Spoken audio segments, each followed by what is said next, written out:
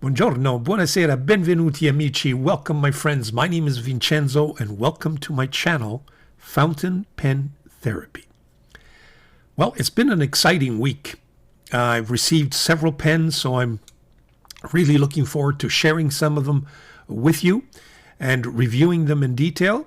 Now, warning, for those of you who are purists, don't like Chinese inspired or pens that inspire themselves from other well-known brands, then I suggest that you click off the off button and watch another video. It's because I've got another controversial video for you folks. I'm going to be reviewing a pen that I've been meaning to snap up for some time. And now that I just noticed Dieman, Moonman, Jinhao, they're not coming out with anything that's interesting in any event, and not very fast. So this pen kept staying in my basket, if you will, in my cart, and I decide to punch checkout. We're going to be reviewing this pen, and it's the Lemon M5 Panda pattern. Looks nice. The design is beautiful. But is it original? Stay tuned, folks. Okay, so we're back with the pen. First things first, the pen comes in its usual, the way AliExpress and sometimes Etsy as well, no box, but with this leather pouch, if you will, a leather sleeve. And here is the pen. Folks, I gotta tell you, this is an absolutely gorgeous pen. And when I got it, I was very, very pleased. And then the more research I conducted, the more I realized that my pleasure in having received this pen, I started questioning myself, of course, and I found it very curious. It has kind of a panda up on the finial there, and it has a panda pattern on this center band. It was a lemon, and we've seen this lemon products. We've seen, what is it, the M2S or M2, even the M1, with a lemon nib, and I've several of those. So I said, you know what, at the price, I'm going to pull the trigger and see what this pen is all about. And folks, it is absolutely, absolutely gorgeous. Let me go through the pen first, and then we'll take a look at what the controversy is all about. First things first, it's a substantial pen in the sense that it's got a good size, got some weight to it. I'm not an expert, like some other reviewers will be able to tell you whether, what the materials are that are being used here. I'm just going to kind of wing it. I got a feeling that it's a combination. This certainly feels plasticky, this nice white pattern.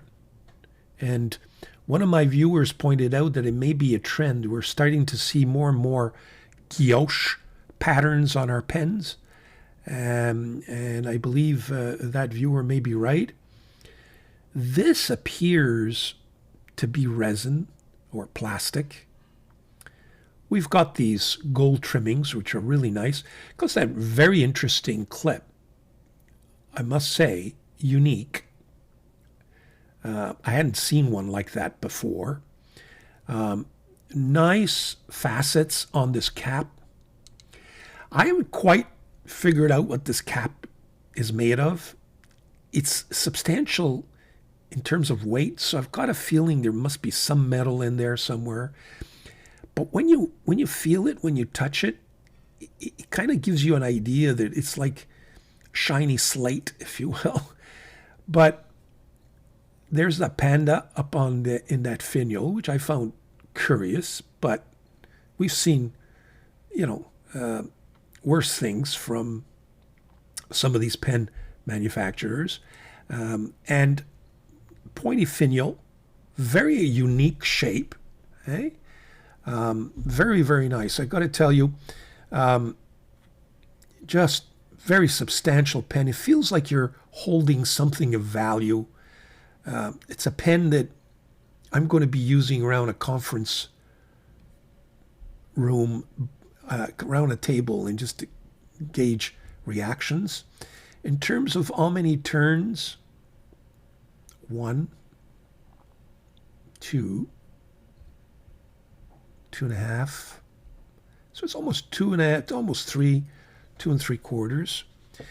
And it reveals this very unique shape, kind of goes into a cigar shape, if you will, between the finial and the nib. The nib I chose, we will see in a second that the nib comes in, the nib offerings are quite a few, and some of which I haven't been able to figure out. You've got some very interesting gold-colored trimmings there. This section is very, very smooth. There's a little bit of a step down, but it's not, it doesn't interfere with the writing experience. The pen really sits nicely in your hands. It's very fine. It's very, very well balanced. That gold center band, or that gold band, really, really interesting. Very nice. I've got to tell you, just a beautiful, beautiful pen. And we shall see how this pen writes. Now, does it post? I don't think so. I mean, I struggle to kind of push it in so that it stays, but as you can see, it's not meant to post. So I've come to the conclusion that this is not a poster, if there's such a word. So I'm not posting this pen. I don't think it's meant to be posted. There you have it. And I like this, the material on this center part of the barrel. It's kind of plasticky. Hope it doesn't stain. I was very careful when I put the pen in an ink bottle to kind of try to choose an ink bottle that doesn't go too deep, because I was afraid to discolor that center piece. It is a piston filler. Now, again, I'm not technically inclined, and I keep saying that just because I want to be transparent with you, the viewers. It's a piston filler. It worked fine. There's no ink window, so there's no way to tell whether or not there's a full fill or not, unless you go through some very complicated calculations. And I was not provided with any wrench to remove that piston. I've tried to twist this open. It doesn't twist open. So in terms of cleaning, it's a work in progress. I was so enthusiastic. I should have perhaps never inked this pen before I reviewed it, just so that I could play around with that piston to see if it can be removed or not. But maybe somebody will be encouraged to buy this pen, and you'll have another reviewer go through it and dismantle it. I don't feel comfortable doing. I think for the price, I'm going to enjoy it as is, and we'll take it from there. And maybe once I've, completed a preliminary enjoyment, if you will, of this pen, I will start playing around with mechanisms, just because I know I'm not good at it, and I run the risk of breaking something. So there you have the pen, and once it screws on, toute beauté, as they say in French. Very, very nice. Now, let me tell you, I'm just going to switch to my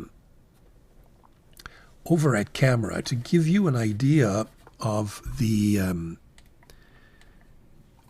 different nib offerings that come with this pen. My camera, but here we go.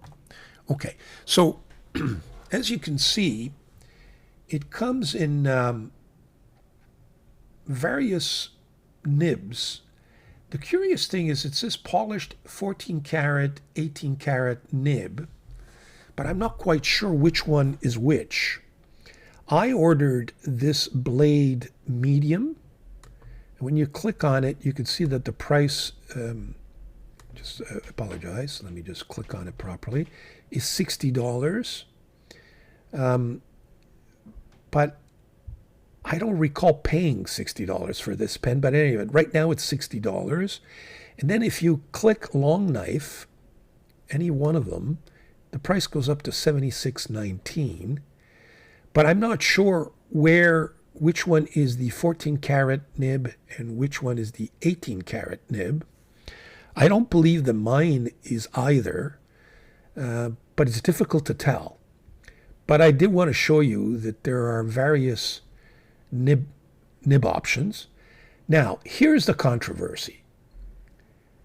And I think you've guessed it by now, and some of you who may be experts will quickly realize that this pen is a knockoff. I can't even say inspired. Apart from that panda pattern, it's basically a Mont Blanc Writer's Edition, William Shakespeare Special Edition. This is the one that I've been able to find that gives you kind of a real look. As you could see, the finial has the Mont Blanc on the real thing. It has the signature of William Shakespeare on the cap. Here's the weird William Shakespeare signature that we are, I think, may be familiar with. The price here is fountain pen is 920 euros. And there's the pen. So I got, very difficult for me to say that it's simply inspired. I really believe it is, unfortunately, a knockoff or a very nice clone. But folks, I'm really enjoying this pen. A little bit like the P138 from Moonman. It's a nice pen. It's a really nice pen. In any event, let's do some pen comparisons and size comparison that I've picked for you. And I've chosen, just to rub it in, certainly for the purists. Let me just do a close-up here so you can get a better view of this. I have my Mont Blanc 149. I have my Jinao 159, my Pilot Custom 823, my Mont Blanc Vermeil Striped Le Grand 146, and my Moonman P138. And on top here, we will put the subject pen. So you could see it's got a very, very nice size, in my view. It kind of, biggest one, it's almost as big as my or long as my 823. So there you have a pen comparison capped. Now here are the pens uncapped and unposted. So you can see it's subject pen does have a nice size and is probably just slightly, or if not equivalent to my 823, but in terms of length, very, very nice. Now all of these pens, my recollection is most of these other pens post very nicely, and of course this doesn't, so there's no point in me showing a comparison of that. But there you have the pens compared, unposted, and uncapped. We'll put up the measurement table in a second and then proceed to the writing sample. Stay tuned.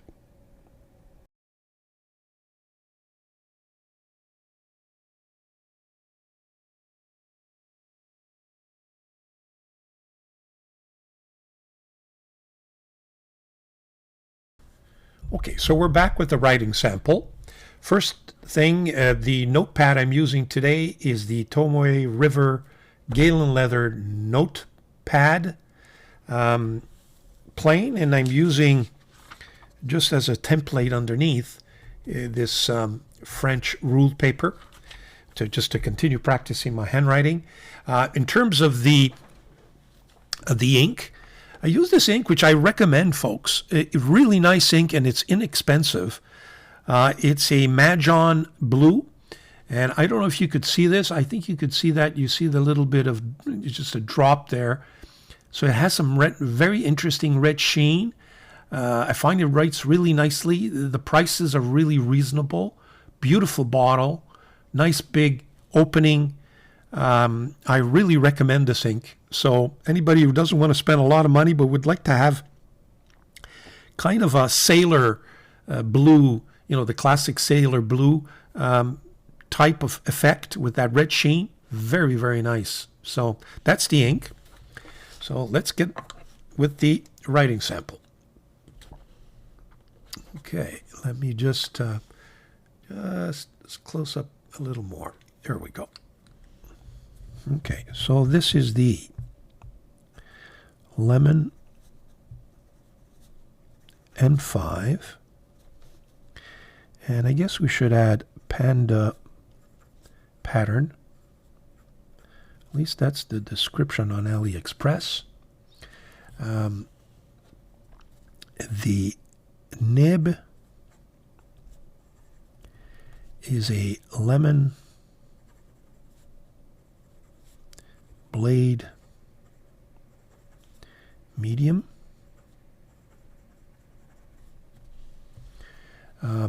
The ink is the Mahjong. I'm just going to call it blue. I think there's a name for it, but I just it escapes me. So Mahjong blue. In terms of this nib, I got to tell you, folks, just absolutely very, very nice. No complaints there. It does have this nib. I think you can see that, kind of an architect or that Japanese grind. I forget the exact reference. It kind of got a little bit of a flat tip there. And so it has, and I haven't gotten used to this, it has a tendency to kind of slip on me, if you will. Let me just give you an example. See, when I go up, I have a hard time controlling it. And so, I have to really be careful. But look at the consistency of this nib. I mean, it is absolutely, and you can tell that it has a very thick horizontal line, very smooth. So, it's a nib that I've got to get used to. Fast writing,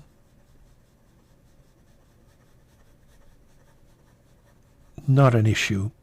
So it is a very wet, very smooth, and very constant writer. Reverse writing? Yeah, I don't think this nib is meant to be reverse. Yeah, it doesn't work because there's no tipping there. It's all on the other side, if you will. Okay, so let me just, I think I'm a little bit too close. Here we go. Likes and dislikes.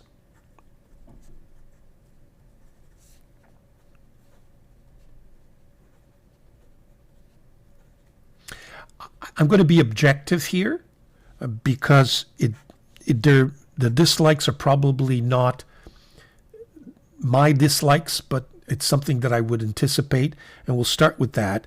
One, the design is, it's a copied design. So I'm sure, especially the purists will say, why are you even reviewing this pen? Well, it's because I like it. Next, it doesn't post.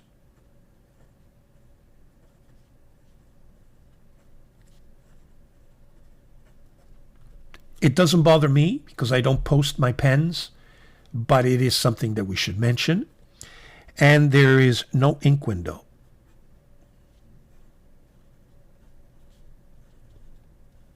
Again, doesn't bother me because I rarely use it. So this is probably, shouldn't call it dislikes, con. What's, the cons, if you will. Pros, I think it's a 10 on 10 nib. I just love the design. I love the build quality of this pen. Saw absolutely nothing wrong with it. And is it going to be a daily, is it going to be a go-to pen for me? Go-to, 10 on 10. In terms of value, it is about going for about $60. That may be steep for some people, but I think $60 for this kind of quality writing instrument with this look, I got to tell you, in that nib, I think it's worth the $60. I mean, when you're buying now, what is it, a Kaweco piston for $175 or even 200, I've seen them at. So that's what, 250 Canadian. This is 60 Canadian, so roughly, 40 American or US. I think it's worthwhile. So there you have it. I will sign the review. I recommend it. I really recommend this pen. It's a wonderful writing instrument. Really looks nice. Now, it's a knockoff. What can I say, folks? It's a knockoff with a lemon nib.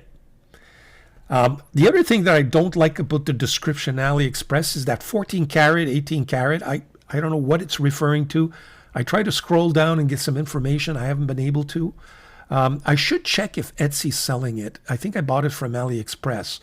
But if Etsy is selling it, maybe I'll drop a little note to Sally at Etsy just to find out if she has a similar offering, what it's all about. But having said that, folks, that's my review for you today. I hope you enjoyed it. It's a wonderful It's a wonderful pen.